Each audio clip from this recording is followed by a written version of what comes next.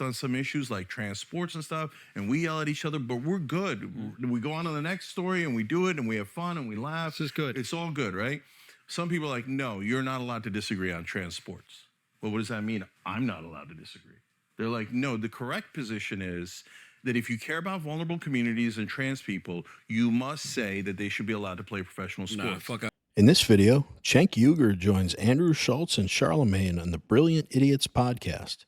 Andrew Schulz and Cenk Uygur discuss how the left hates him and the reasons why. With that, let's watch Andrew Schulz and Cenk Uygur give us even more reasons to dislike the left, if that's even possible. So I was just talking to Dan Abrams about it in the last podcast I did. I'm banned on CNN, MSNBC, and Fox News. Why? Banned? Like, you know, you're officially banned. Yeah, so when I ran for president, we hired like the top PR guy who's the best at getting on cable news. He's like, don't pay me. CNN, MSNBC, hard ban. You're not allowed on. Fox News, I'm not positive about. But then Jesse Waters books me, I get unbooked 2 hours later. Wow. I've been booked and unbooked on CNN, MSNBC, and Fox News a dozen times. Wow. I got to a point where I was like, go check with your manager. Like, don't bother. Why do you think? Why do you think that is? Because I tell people, don't obey. Don't obey. Okay. What if they obey you, though? That's a good idea. That's what Corinne Jean-Pierre said. We need to be clear-eyed and questioning rather than blindly loyal and obedient as we may have been in the past. My God, yo. But you know why she says that? Because she's out of power. Because no, well, that's also true. She got a book coming out. Exactly. Just like Tapper. But because she used to blindly obey. And that was the culture. Like in the Democratic Party, if you don't blindly obey, you're a heretic. You love Trump. We're going to smear you. We're going to say, I mean. So why should we listen to any of those people now? Jake, we went through it. Charlemagne and I went through it. He knows. It was, you know. I mean, you probably went through the same thing. It's just the idea of being at all critical of the party. There's just this slew of epithets that they're throwing your direction. They're making you all, you know, radioactive. And by the way, I didn't even know I was part of the party. Just because I voted Democrat a few times, I didn't know I was a part of the party. I actually got pissed off yesterday when I was voting for New Jersey primary governor, and they was like, you have to check one of these two boxes. And it just said Democrat or Republican. I'm like, well, what the fuck? Why? What does that even matter? I just want to vote. Yeah. Yeah. Actually, the majority of the country is independent now, right? They didn't even have that as an option. I know. It's the primary. Meaning they identify as it, or they're registered? They identify. One primary or the other. Not in California, but in New Jersey. Oh, I didn't know. Yeah. Because they're saying if you're a Democrat, you get to vote in the Democratic primary. If you're an independent, well, you're not a Democrat, so you don't get. So you don't get to vote. So that one's a little bit more Oh, understandable. right. Okay. Yeah, just for the primary situation. Got you. Yeah. So no, and I'm teasing, but like, what do you do in those circumstances if like you're preaching this message of do not obey, which I do agree with you, by the way. So are you essentially like, hey, when you guys are disseminating information, are you going, hey, check us, like, make sure that what we're saying is something that you agree with, and if you don't agree with it, like, are you promoting that to your audience? Do you feel like that ethos is important? No, I'm Turkish. I'm in charge. Okay. No, he came first. I know it sounds like a silly question, but like, it's not at all. Andrew, I love the ethos, but it is a tricky position that you're in because I imagine the way that you feel about the world, you think would benefit the most people, which is probably not dissimilar to most journalists or political figures. So we're in this tricky situation where you're like, I'm actually really surprised that Cenk is banned from MSNBC and CNN. The Fox News one's crazy too, because I know for a fact it is really hard for conservative outlets, conservative commentators to get progressive or liberal guests. I mean, hats off to Jesse Waters. He should have Cenk on there. I mean, it's a dissenting viewpoint. And I really do not think this is hyperbolic. I just think in general, liberals know if they go on a conservative's talk show, even in good faith, they'll come out of it looking stupid, because that's why we have channels like this, because they just get owned and made to look like fools so often. It's just not worth it. In their eyes, to their reputation, their ideas just don't hold up under scrutiny. Anyway, let's get back to the video. I think the world will be better, but at the same time, don't blindly trust me. No, actually, it's kind of easy. Okay. We've been saying it from day one. Don't trust us. Go verify. I love it. Okay? Love it. And so the reason is, I already looked it up. Yeah, I know that. If so you you'll also see it. You have confidence in that, and then you'll Got it. say, "Oh, they were right,and then you have more trust in us." But you're Right. banking on your audience to do something that most people don't do, and that's research. That's true, and then it came back to bite us. So, which I'll tell you about in a second. But first, I love Grok. You know the thing that Elon. Yes. The reason I love Grok is because I look things up first Immediately. right? And then I put it on X, and then the right wing's like, "Oh yeah, Grok, is this true?" Oh, wait a minute. You'll grok before you post. No, I'll just look it up. Got I it, don't need got it. Grok. I What the fuck already is know it. Grok? It's I thought you said ChatGPT. drunk. I was like, why would you trust Grunk? I was like, Grunk? For fact-checking Grok? What is Grok?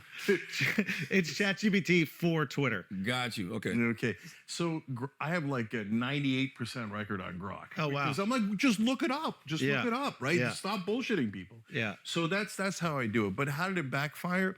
Well, we taught people to disobey so much that our own host then turned on us in 18 different ways. Okay, so this guy Dave Rubin left the network, and he's gay and liberal and all this stuff. Yeah. He leaves. He first does something that doesn't work, and then he's looking for work. And some conservative probably came by and offered him a ton of cash, and all of a sudden he's a right winger. And he's like, "Oh, Young Turks did this, and Young Turks are terrible, and they do that." And I'm like, that's the first time it happened. I was like, "Whoa, what the fuck is this?"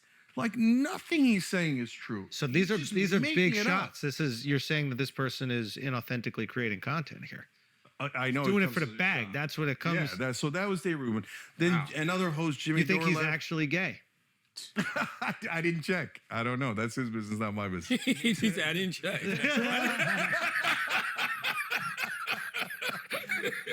No, his husband also worked with it. So His husband also. So you verified it. Yeah. Yeah. The Young Jerks. that's a different thing. A different thing. Okay, that's led by Chunky Yogurt. That's how you get the chunky yogurt out. Jerk that motherfucker. Okay, so you have people that start to leave. Yeah, so then Jimmy Dore leaves. He says something mean, etc. Now we got what I would call the radical left that attacks us. Okay, so we said disobey, and they listen. So they're like, okay, now we're disobeying you, and we think, and I don't put down any rules. I just say there's three. Okay, well let me What do you amend call that. disobedience? Yeah. Is it possible that they just have a difference of Yeah, opinion like and what's they might have some merit to their opinion? Yeah, like what is disobedience? Yeah, no chance. Okay, no, seriously. If you like watching videos like this one, like and subscribe. We'd really appreciate it. Let's get back to the video. Three rules at TYT. Okay. Yeah. One is no lies. I don't care if you think it's going to match your ideology. You're not allowed to play around with the facts. Yeah. Okay. Number two is no call for violence. Nothing physical. Like we go protest, we're super loud, but we're always peaceful. Civil disobedience. Do it the right way, the civil rights way. Okay. And number three is don't talk shit publicly about your fellow TYT hosts and staff. Okay. Makes perfect sense. Okay, so that makes sense, right? So what do they start doing? So they disagree with me. No problem. We have like 30 hosts. Well, all of them disagree with me to some degree, right? Good. And some of them disagree a lot. So we have people who are very far left. We got people who are pretty centrist, and we got the whole left wing covered. Great. Right? So that's perfect. And we have fights like crazy. We got Ben Glebe, who's pro-Israel. Me and him yell at each other on air. We got Jordan and a whole bunch of other guys who are far left on some issues like transports and stuff. And we yell at each other, but we're good. We go on to the next story and we do it and we have fun and we laugh. This is good. It's all good, right? Some people are like, no, you're not allowed to disagree on transports. Well, what does that mean? I'm not allowed to disagree. They're like, no, the correct position is that if you care about vulnerable communities and trans people, you must say that they should be allowed to play professional sports. Nah, fuck out of here. And if you don't, you're being disobedient, and they will say things like, "Oh, well, that's because you weren't educated. There's some books, you should read these books, right? And if you read those books, you would know that we were right.